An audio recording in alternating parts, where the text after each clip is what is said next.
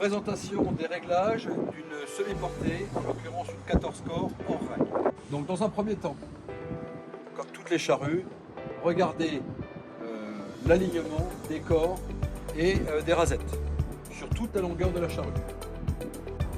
Réglage des roues de jauge qui vont servir à soulager et à guider la charrue quand elle est hors règle. Ces roues sont réglées de façon définitive. La profondeur est la même profondeur que les socs. Une charrue semi-portée doit se régler de l'arrière vers l'avant.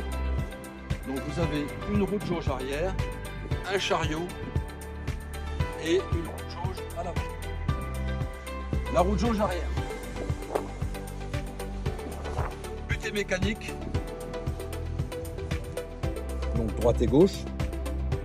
Il faut que, toujours pareil, on soit à 2/3, que la rasette travaille correctement dans le champ.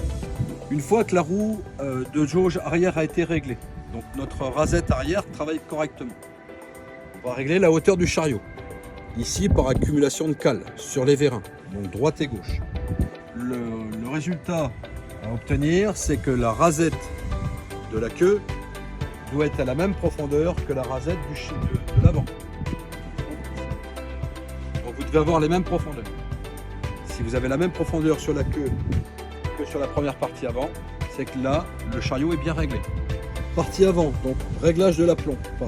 Toujours pareil, par butée avec accumulation de rondelles, la partie tournante va venir se poser sur la butée. Là, on règle l'aplomb. Dernier réglage important, la hauteur du relevage.